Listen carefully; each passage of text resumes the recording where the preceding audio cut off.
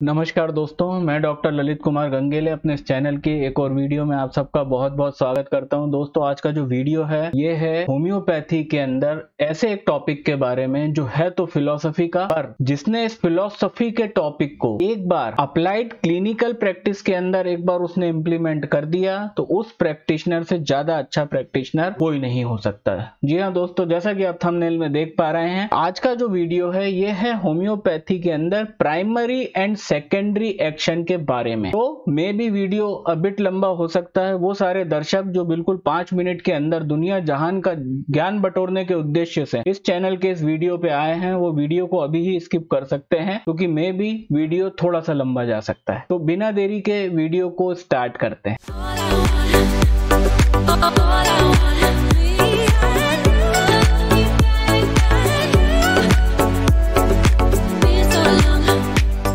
दोस्तों, क्या होता है प्राइमरी एक्शन, क्या होता है सेकेंडरी एक्शन? हम सब ने ये ऑर्गेन ऑफ मेडिसिन में बहुत बार पढ़ चुके हैं। इसका क्या इंपॉर्टेंस है? क्या इसका कोई प्रैक्टिकल इंपॉर्टेंस है? क्या इस टॉपिक को अच्छे से समझ के, अच्छे से इसको क्लियर करके क्या हम अपनी प्रैक्टिस के अंदर कोई इंप्रूवमेंट ला सकते हैं? और हम किस तरह से ये टॉपिक हम लोगों के होम्योपैथी को और होम्योपैथी मेडिसिन के काम करने के तरीके को और ज्यादा क्लियर करता है? तो आज हम इन्हीं सब बातों के बारे में इस वीडियो में चर्चा करने वाले हैं। अब what is primary action and what is secondary action? दोस्तों, प्राइमरी और सेकेंडरी एक्शन का जो फिनोमिना जो हैनीमैन सर ने ऑर्गेन ऑफ मेडिसिन में बताया है, ये इतना इंपॉर्टेंट है कि ये एक टॉपिक के कारण होम्योपैथी की उत्पत्ति और डेवलपमेंट का लगभग 50 से 60% दारोमदार सिर्फ इसी कंसेप्ट पे था। मतलब अगर हैनीमैन को ये कंसेप्ट ना आया होता, ये उस कंसेप्ट को हैनीमैन नहीं समझ पाते, तो दोस्तों मुझे नहीं लगता है कि homeopathy state of the art जैसी प्रैक्टिस के रूप में डेवलप हो पाती। ये टॉपिक कहीं ना कहीं इतना इंपॉर्टेंट है कि इस टॉपिक से ही नेचर्स लॉ ऑफ क्योर को डिकोड करा हैनीमैन ने। जी हाँ, जो नेचर्स लॉ ऑफ क्योर है, जो नेचर के काम करने का तरीका है, उस काम करने के तरीके को सीखने में हैनीमैन सर को प्राइमरी और सेकेंडरी एक्शन को बहुत अच्छे से समझना पड़ा और उसके बाद ही हैनीमैन सर ने नेचर्स लॉ ऑफ क्योर को डिकोड करा। तो आप समझ सकते हैं कि ये कितना इंपॉर्टेंट है। जिस तरह से एक मैकेनिक के लिए इंपॉर्टेंस ये होता है कि वो भाई जिस चीज के ऊपर काम कर रहा है, जैसे मैकेनिक का क्या सब्जेक्ट है भाई, वो कारों को ठीक करता है, तो जिस तरह से एक मैकेनिक के लिए ये इंपॉर्टेंट है कि वो कारों को समझे, ठीक है, वो कारों को समझे कि कार कैसे काम करती है, कार के अंदर काम करने का तरीका क्या है, कैसे फॉल्ट ढूंढना है। तो कार हो गया उसका सब्जेक्ट, और उसके सब्जेक्ट पे वो कुछ टूल्स के साथ काम करता है, कुछ ऐसी मशीनरीज होती हैं जिन मशीनरीज के साथ वो मैकेनिक उस कार को ठीक करता है। तो दोस्तों, जितना इंपॉर्टेंट उस मैकेनिक के लिए कार के बारे में नॉलेज लेना है, उससे 10 गुना ज्यादा इंपॉर्टेंट है कि वो खुद के टूल्स को अच्छे से समझे, वो खुद के टूल्स को पहचाने कि यार मेरे को किस चीज से क्या यूज करना है, किस तरह से इस कार को मैं सही कर पाऊंगा। इन द सेम मैनर जो नेचर्स लॉ ऑफ क्योर है, जो अपना प्राइमरी एंड सेकेंडरी एक्शन है, मायाज्म के एवोल्यूशन की थ्योरी है, मायाज्म कैसे दुनिया में फैला, तो ये सारे टॉपिक हम लोग जनरली नेग्लेक्ट कर देते हैं एज अ प्रैक्टिशनर अपनी ग्रेजुएशन के दौरान। रट के पास होते हैं और फिर प्रैक्टिस में आने के बाद सर पटक पटक के रोते हैं कि हमारी प्रैक्टिस अच्छी है। अरे भाई, अब आप उस मैकेनिक की तरह हो जिसने अपने टूल्स को ही नहीं समझा। आपके पास टूल्स हैं पर आपको टूल्स आपने पढ़े ही नहीं, आपको टूल्स की कोई ट्रेनिंग नहीं मिली। तो अब आपके सामने पेशेंट नामक कार आके खड़ी हो गई कि भाई रिपेयर कर। अब आपको क्योंकि टूल्स का ही नॉलेज नहीं है, तो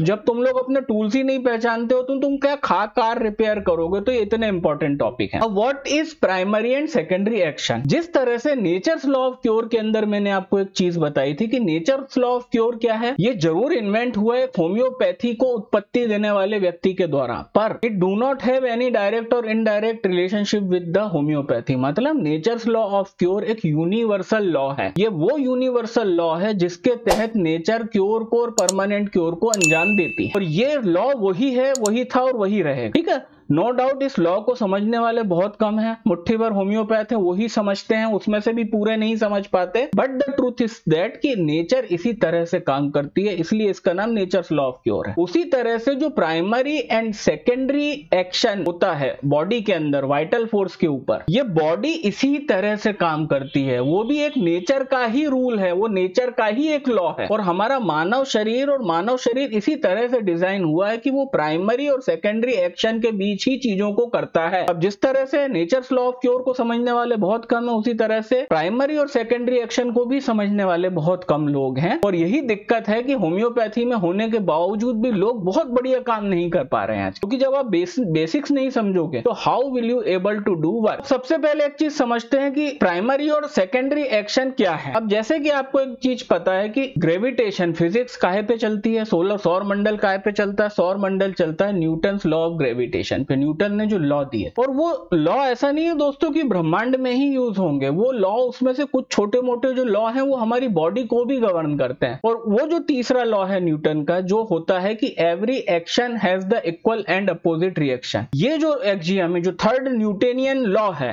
कि every action has the equal and opposite reaction, ये कहीं ना कहीं बेस बनाता है हमारी बॉडी के अंदर। यही एक सिद्धांत जो लॉ है न्यूटन का, वेल प्रूवन लॉ है, इसी के बेस पे प्राइमरी एंड सेकेंडरी एक्शन काम करता है। अब जैसे कि मैंने आपको एक चीज बता चुका हूं अच्छे से, we are the reactionary organism.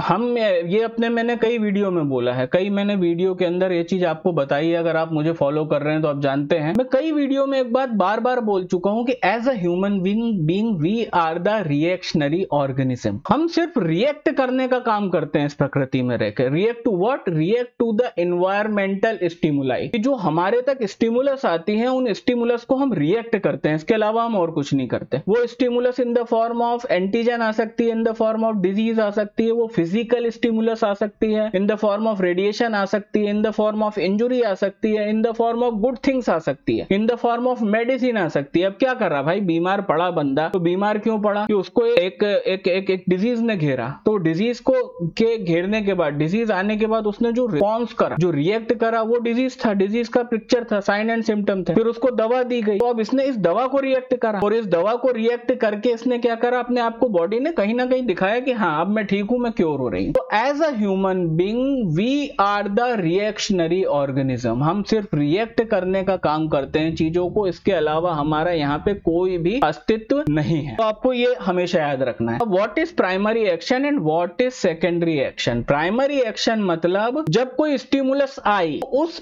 Stimulus को अनकंडीशनली झेलना is primary action of the body. उसको झेलना है और उसको झेलने के कारण कुछ ना कुछ होगा, तो that is what is known as the primary action. उसको हमने डाल दिया है प्राइमरी एक्शन में। और सेकेंडरी एक्शन क्या है कि वो स्टिमुलस के चले जाने के बाद, वो जब स्टिमुलस का जो टाइम था, वो टाइम खत्म हो जाने के बाद जो उसका सेकेंडरी रिस्पॉन्स आता है कि बॉडी कुछ ना कुछ तो रिएक्ट करेगी ना उस स्टिमुलस के लिए, तो that is what is known as the secondary action. और इस दुनिया में 99% केसेस के अंदर जो सेकेंडरी एक्शन होता है, तो अपन उसके बारे में बात करेंगे। अब हम पहले बात कर लेते हैं कि प्राइमरी एक्शन क्या होता है, कि what is the primary action. कि कोई भी चीज, कोई भी इंप्रेशन जो बॉडी के ऊपर पहलम पहल आया है, that is what is known as the primary action. ये इतना सिंपल है समझना। और उसके रिस्पॉन्स के अंदर जो बॉडी करती है, that is the secondary action.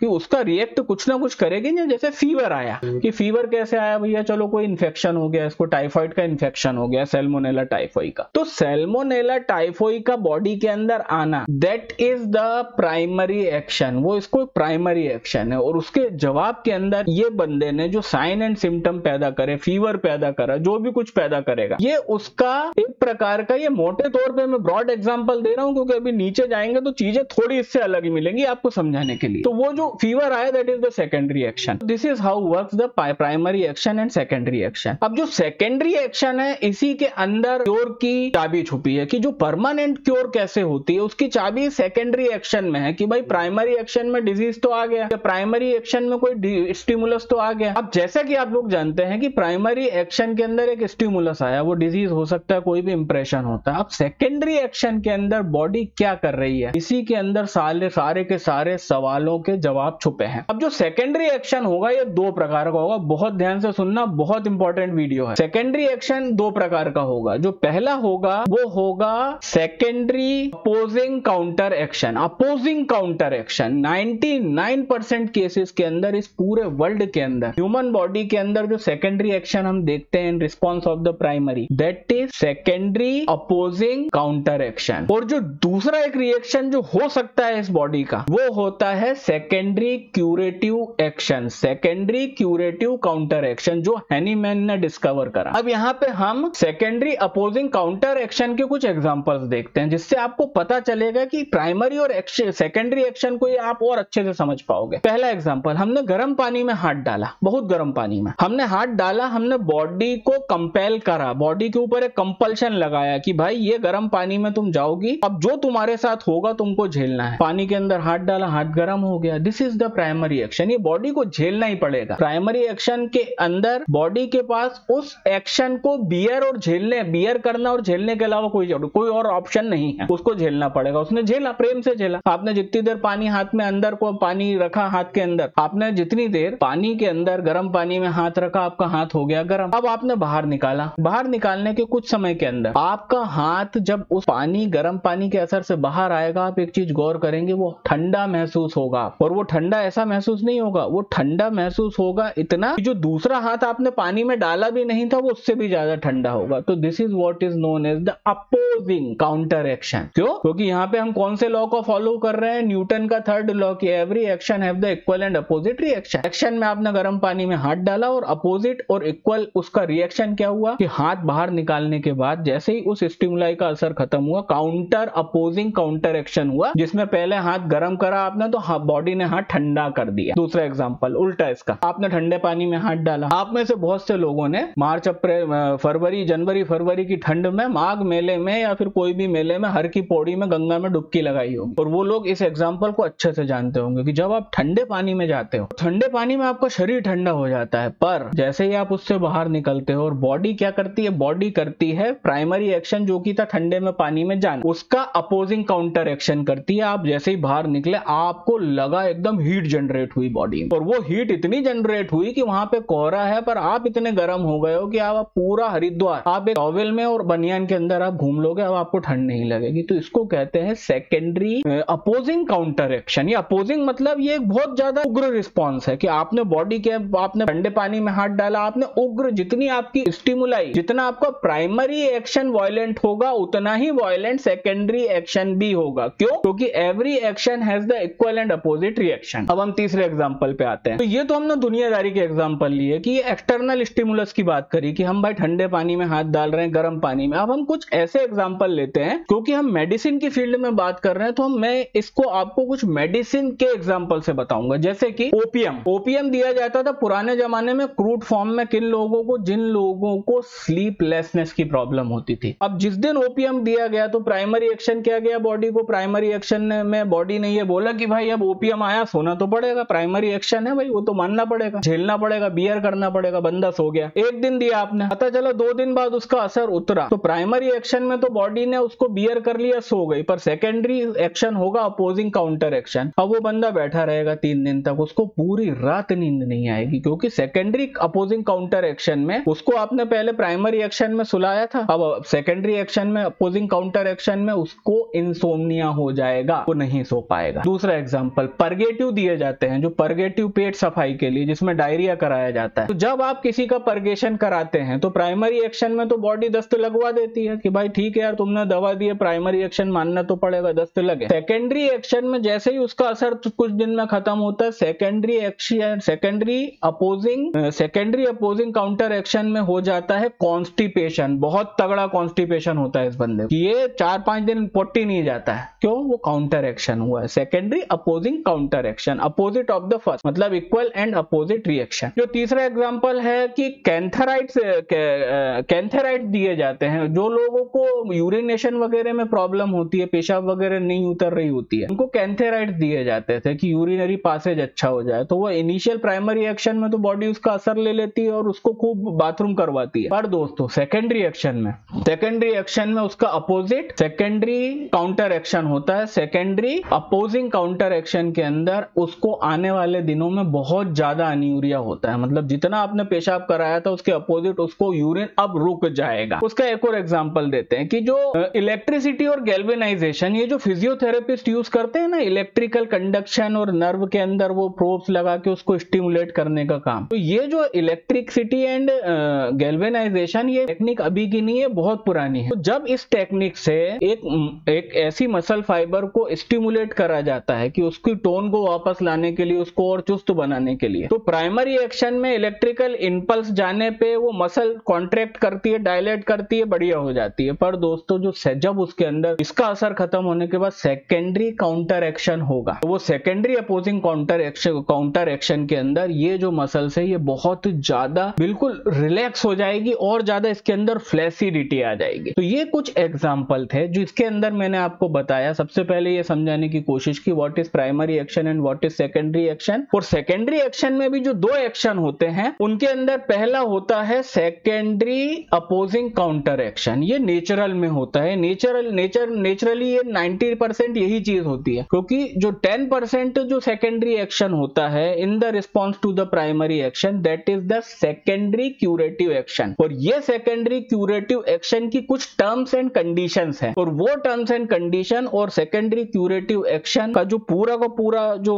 Topic है वहां से होम्योपैथी की स्टार्टिंग होती है। अब मैं आप उसके ऊपर में आ रहा हूं, डिटेल में आ रहा हूं। अब आप सबसे पहले एक चीज समझिए कि what is secondary curative counter action, कि क्या होता है सेकेंडरी क्यूरेटिव काउंटर एक्शन। ये कंसेप्ट हैनीमैन को कैसे पता चला, क्योंकि जैसा मैंने वीडियो की स्टार्टिंग में बोला कि ये वो सिद्धांत है प्राइमरी और सेकेंडरी एक्शन जिस सिद्धांत के बेस पे nature's law of cure Hahnemann ने बनाया, ठीक है ना। और हम में से बहुत से लोगों को नहीं पता कि ये इतना इंपॉर्टेंट है। तो हैनीमैन को ये कैसे पता चला, तो अब इसके कुछ एग्जांपल्स मैं आपको एक एग्जांपल बताऊंगा, और उस एग्जांपल के अंदर ही आपको कहीं ना कहीं कुछ इंट्यूशन आपको आने लगेंगे कि मैं किस तरफ जा रहा हूं। हैनीमैन के नजरों के सामने एक रिसर्च आई थी, एक लेबोरेटरी में हो रही थी, एग्रीकल्चर लेबोरेटरी में, जहां पे क्रैश सीड के ऊपर एक्सपेरिमेंट हो रहा था सल्फर डाइऑक्साइड गैस का, और बार्ली सीड के ऊपर एक्सपेरिमेंट हो रहा था गामा रेस का। एक एक्सपेरिमेंट चल रहा था। अब जैसा कि आप लोग जानते हैं हैनीमैन ट्रांसलेटर थे, वो कई भाषा जानते थे, और जनरली मेडिकल फिटर्निटी की बुक्स को जो मेडिसिन में काम कर रही है, साइंस में काम कर रही है, उनको ट्रांसलेट करते थे। उसी के दौरान हैनीमैन इससे टकराए थे, इस वाले वाक्य से टकराए थे। उसका कंक्लूजन ये था कि जब सल्फर डाइऑक्साइड और gamma rays in the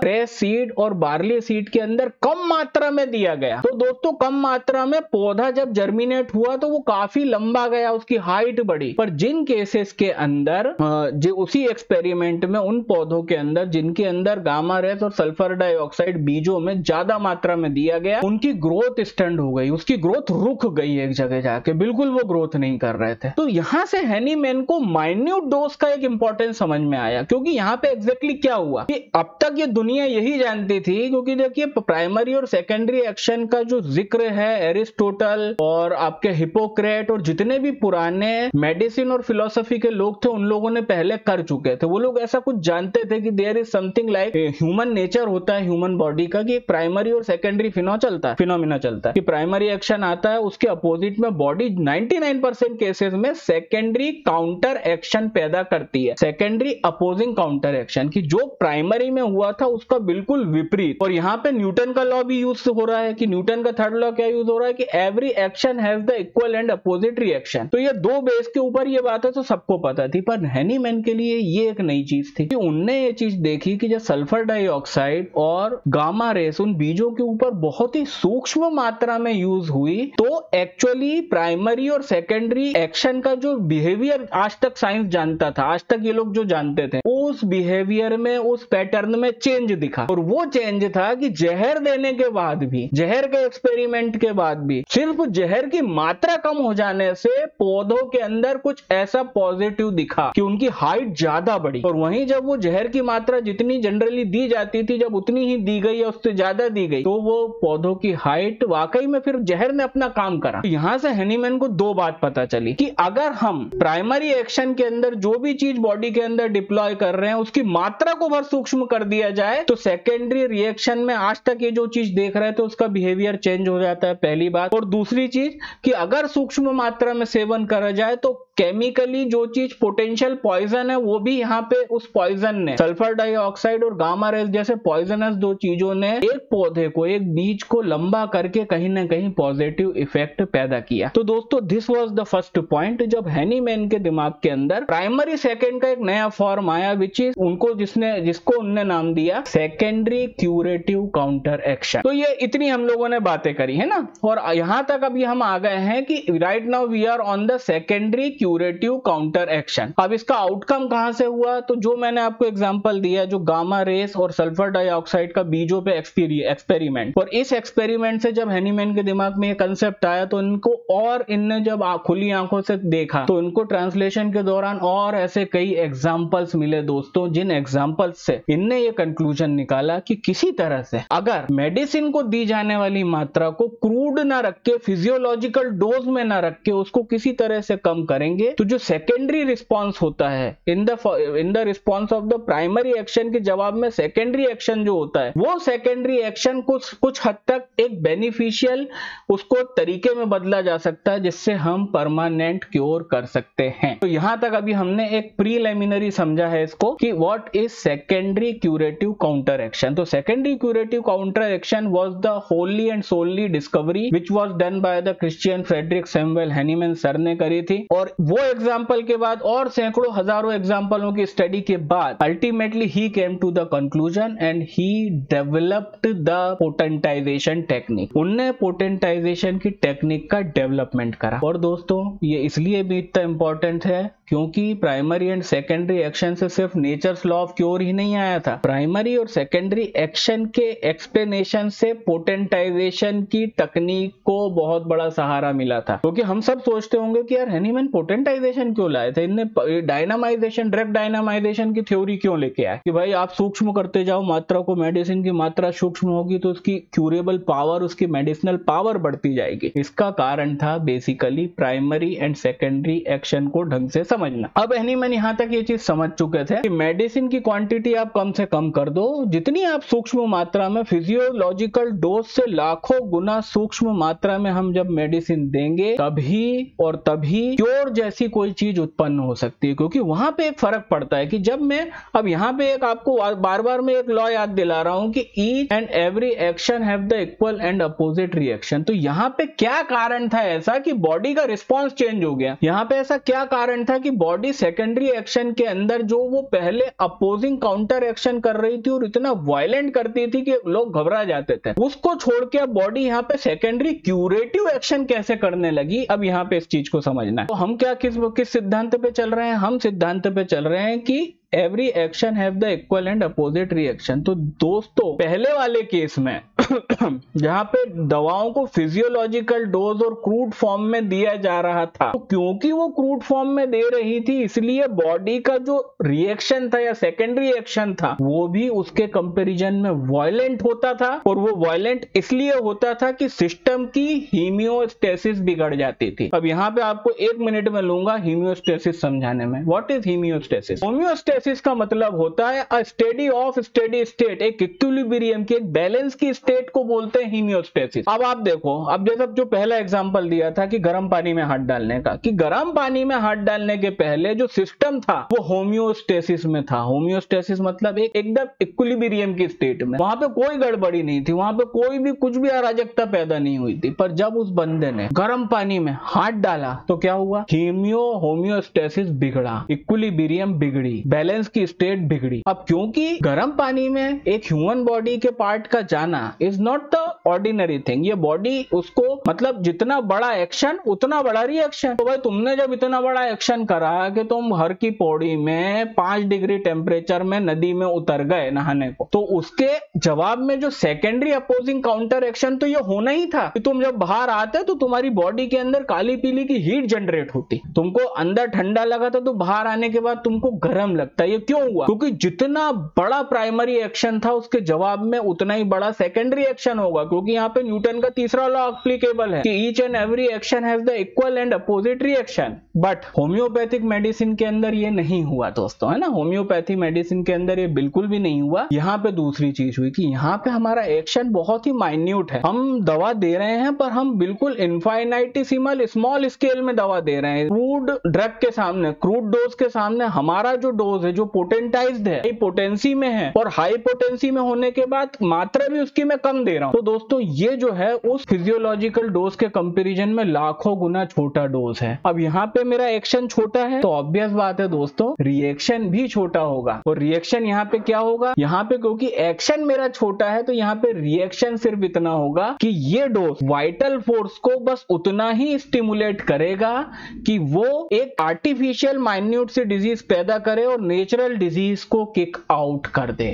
end this is what is the theory of homeopathy, और होम्योपैथी इसी तरह से काम करती है। और यही वो पॉइंट था जहां से नेचर्स लॉ ऑफ क्योर पैदा हुआ कि भाई आर्टिफिशियल डिजीज बॉडी में है, एक सिमिलिमम मेडिसिन निकालो, मेडिसिन ढूंढने के बाद उसकी प्रॉपर पोटेंसी सिलेक्ट करो, पोटेंसी सिलेक्ट करने के बाद उस मेडिसिन का प्रॉपर फॉर्म सिलेक्ट करो कि और कम मात्रा में जानी है, तो आपने गोलियां सिलेक्ट करी, वो आपने बॉडी के अंदर दी, बंदे को खिलाई, एक आर्टिफिशियल डिजीज पैदा हुई, उसने नेचुरल डिजीज को किक आउट कर दिया। तो यहीं से प्राइमरी और सेकेंडरी एक्शन की थ्योरी से ही दोस्तों यहीं से वो चीज पैदा हुई कि नेचर्स लॉ ऑफ क्योर का इन्वेंशन हुआ। पोटेंटाइजेशन की टेक्निक को हैनीमैन ने पहले तो इन्वेंट करा, इन्वेंशन था वो डिस्कवरी नहीं थी, इन्वेंट करा और उसको डेवलप करा, और यहीं से रिफाइनमेंट ऑफ होम्योपैथी चालू हुआ। अब मैं यहाँ पे क्यूरेटिव काउंटर एक्शन को लेके मैं कुछ कोटेशंस पढ़ना चाहूंगा जो कि मैंने कहीं से मैंने रिसर्च करके मैंने इसके बारे में कुछ चीजें मैं आपको सुनाना चाहूंगा, है ना। अब सबसे पहली जो यहाँ पे बात समझने वाली है कि जो क्यूरेटिव काउंटर एक्शन होता है, क्यूरेटिव काउंटर एक्शन वो नेचर में सिर्फ एक जगह पाया जाता है, वो है homeopathic mode of treatment. Homeopathic mode of treatment के अलावा ऐसी कोई भी दूसरी जगह नहीं है जहां पे बॉडी के अंदर अपने आप curative counter action, secondary curative counter action हो। तो इसके बारे में मैं कुछ आपको एक्जियम और अपने जो पायनियर्स है हैनीमैन सर की कुछ लाइनें पढ़ के बताना चाहूंगा कि there are many powers in nature but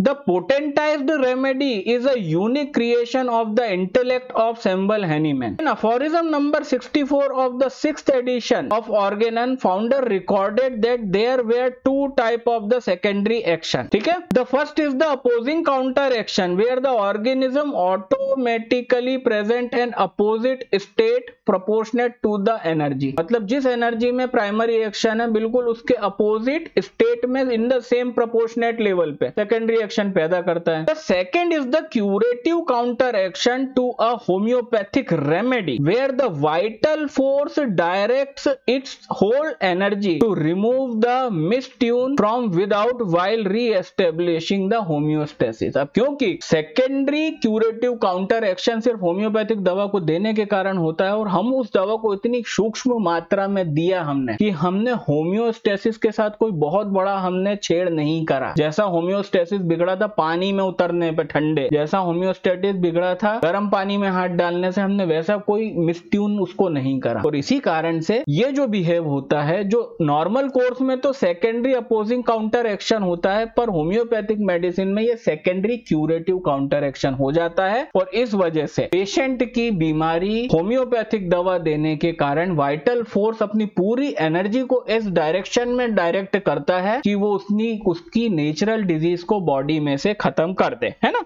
तो मैं उम्मीद कर रहा हूं कि आप इस चीज को समझ पा रहे होंगे। अब आते हैं हम अगले पॉइंट पे। अब अगला पॉइंट है कि अब इसको और क्लियर कर लेते हैं कि how homeopathic cure takes place. Homeopathic cure होती कैसे है बॉडी में, उसको लेके हैनीमैन क्या बोलते हैं। Homeopathic cure takes place because of the unusually small dose of high potency. मेरी लाइनों पे ध्यान देना क्योंकि इसके बाद मैं बहुत इंपॉर्टेंट प्रैक्टिकल पॉइंट बताने वाला हूं कि आपको डोज क्यों कंट्रोल रखना है। Homeopathic cure takes place because of the unusually small dose of high potency of the similar remedy to this subtle medicinal disease. The life force need to use the no more secondary effect than necessary to remove the new similar artificial disease and return the organism to the complete recovery. ये dose इतना कम है और similar है, उसके कारण body के पास कोई और रिएक्शन देने का चांस ही नहीं बचता सिवाय इस डिजीज के ऊपर ध्यान देना जो हमने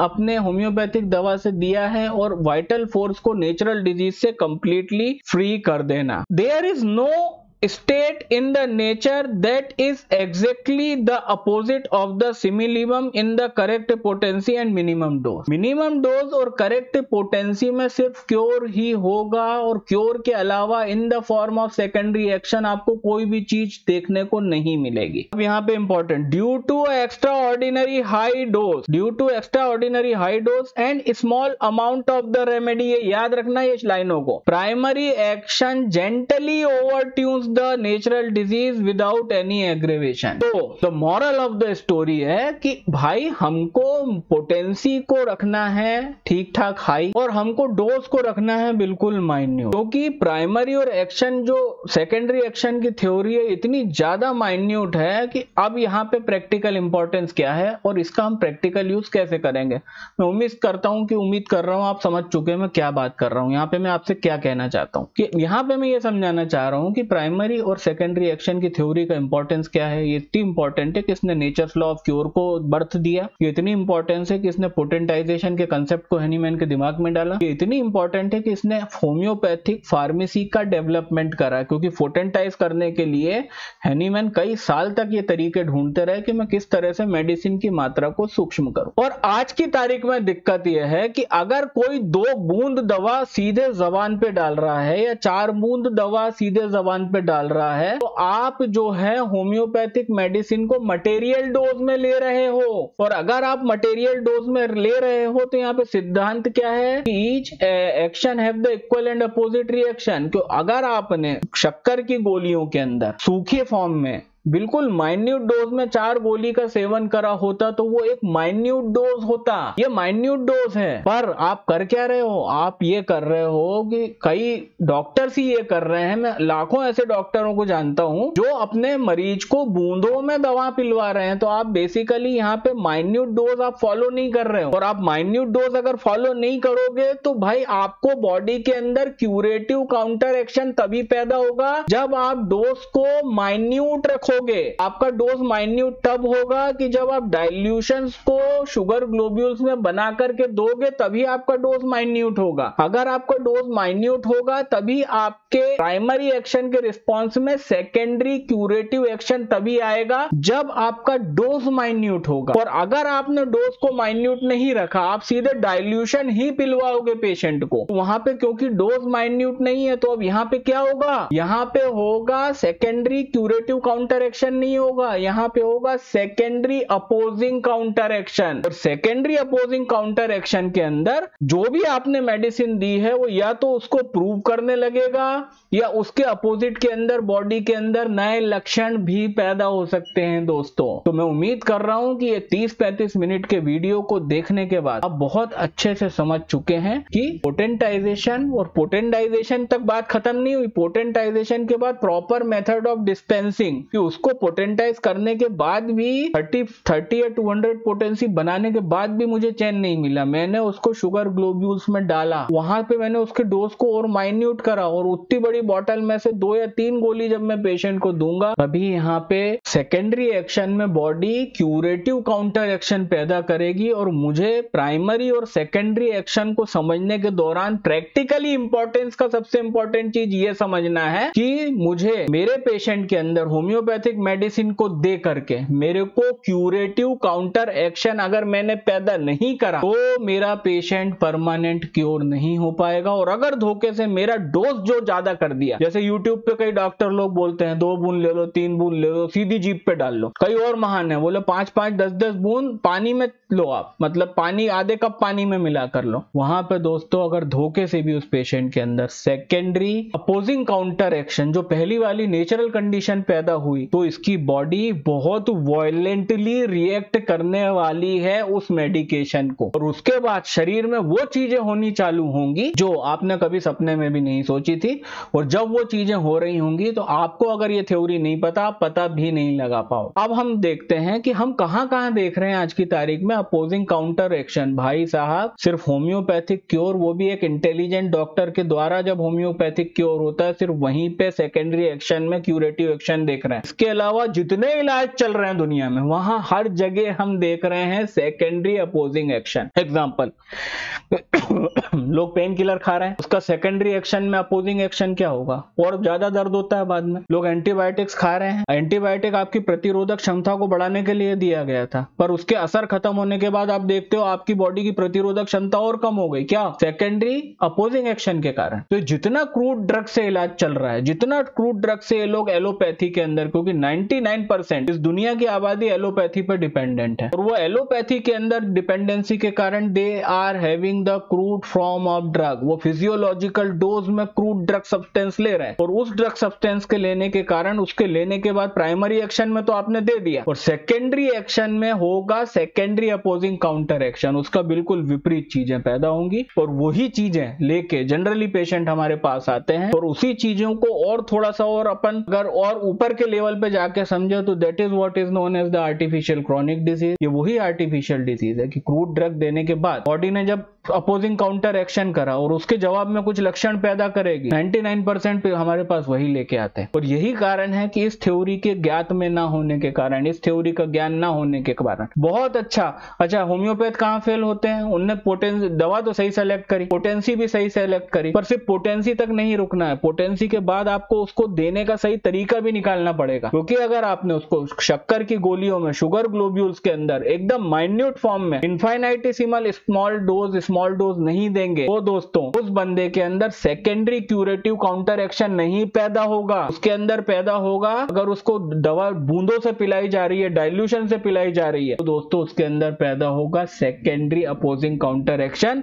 और उस दवा के जवाब में इस बंदे के अंदर उस काउंटर एक्शन के कारण कुछ ऐसी चीजें पैदा होंगी जिसका being illiterate and less learned homeopath आप कभी पता नहीं लगा पाओगे, और फलस्वरूप उस केस को आप अपने कैरियर में और जिंदगी में कभी भी 101% क्योर नहीं कर पाएंगे। दोस्तों ये था थोड़ा सा एक लंबा सा video primary and secondary action पे। उम्मीद कर रहा हूं उस वीडियो को देखने के बाद आपको समझ में आया है कि होम्योपैथी के अंदर फिलॉसफी का प्रैक्टिकल इंपॉर्टेंस क्या है, और दूसरी चीज आपके ज्ञान के अंदर आज प्राइमरी एंड सेकेंडरी एक्शन को लेके क्या वृद्धि हुई, ये भी आप समझे हैं। बहुत बहुत शुक्रिया आप सबका समय निकाल करके वीडियो देखने के लिए। आने वाले वीडियो में और हर सैटरडे शाम को 4:30 बजे होने वाली लाइव स्ट्रीम में आप सबसे मुलाकात होती है। तब तक के लिए नमस्कार।